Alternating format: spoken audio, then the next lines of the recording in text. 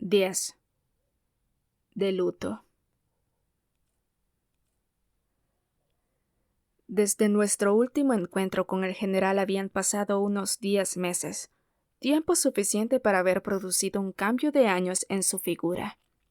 Estaba más delgado, y la cordial serenidad que antiguamente le era tan característica se había reemplazado con una actitud lúgubre y ansiosa. Sus ojos de un azul profundo, siempre penetrantes, miraban al mundo ahora con una expresión severa debajo de sus hirsutas y tupidas cejas. La alteración que se le notaba no parecía ser producto únicamente del dolor de haber perdido a un ser querido. A ese dolor se le agregaba un raro elemento que yo llamaría apasionada iracundia.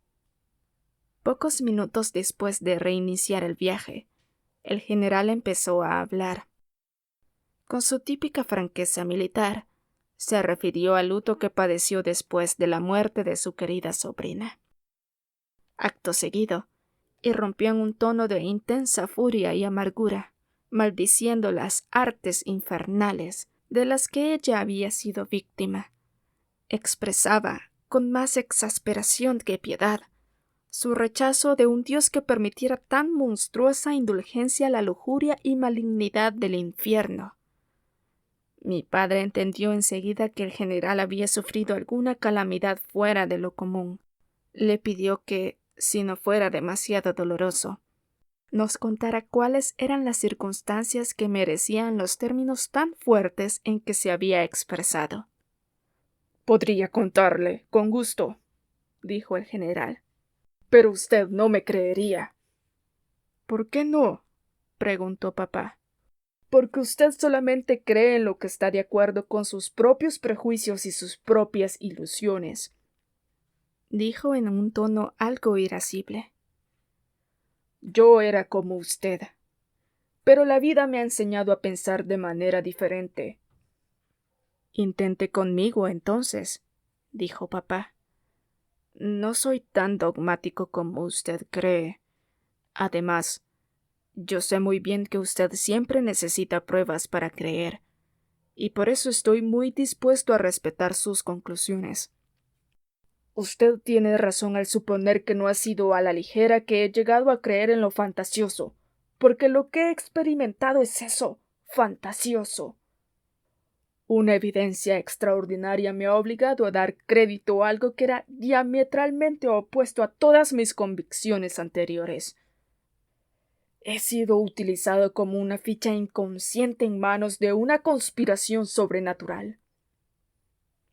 No obstante haber profesado su confianza en la seriedad del general, observé cómo mi padre, ante esto, miró al general con lo que me parecía una duda acerca de su estado mental.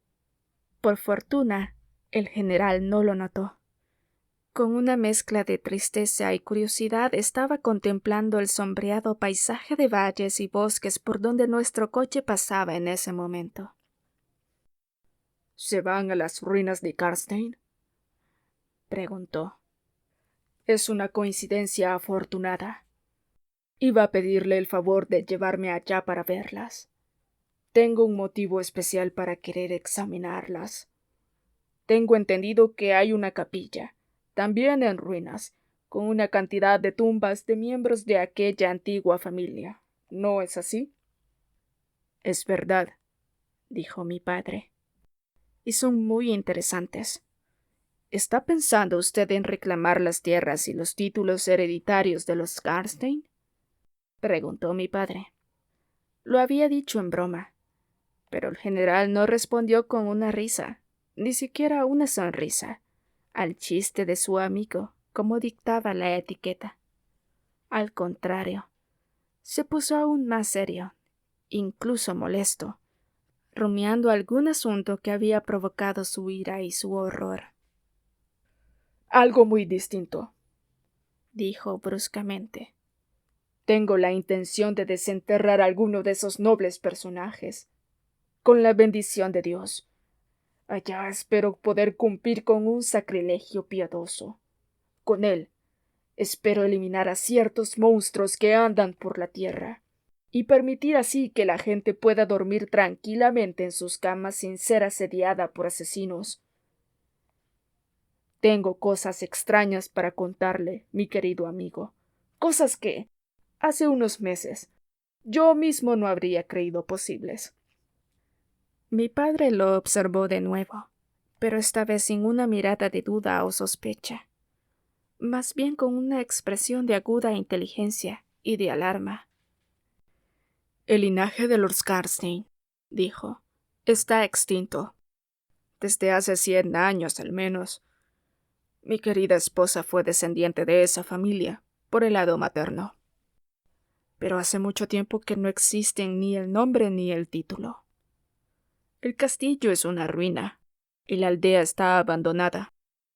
Hace medio siglo que no se vislumbra el humo de una chimenea en ese lugar, y ninguna de las casas tiene techo ya.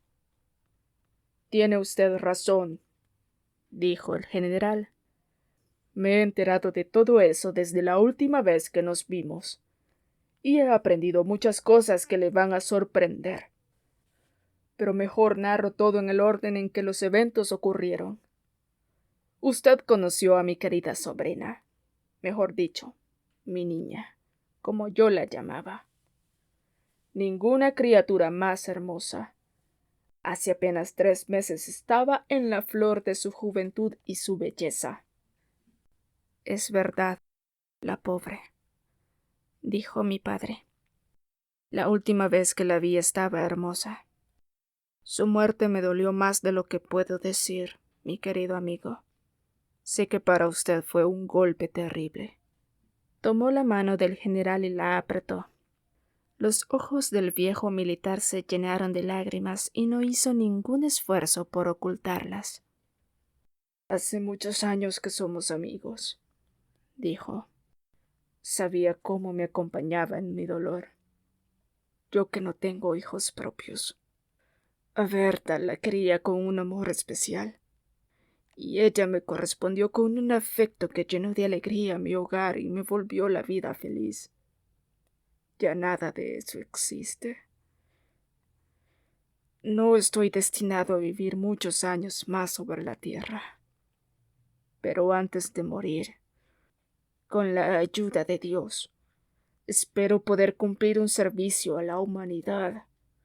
Espero colaborar con la venganza del cielo contra los malvados que asesinaron a mi pobre niña en la primavera de sus esperanzas y de su belleza. Hace un momento, dijo mi padre, usted prometió contarnos todo en el orden en que ocurrieron las cosas. Hágalo, se lo ruego. Le aseguro que me incita algo más que una mera curiosidad. En esas llegamos a una encrucijada donde el camino de Drumstal, por donde había venido el general, se desvía de la carretera que nos iba llevando hacia Karnstein. ¿Cuánto hay de aquí a las ruinas?, preguntó el general con cierta ansiedad. 1 media legua, aproximadamente, respondió mi padre.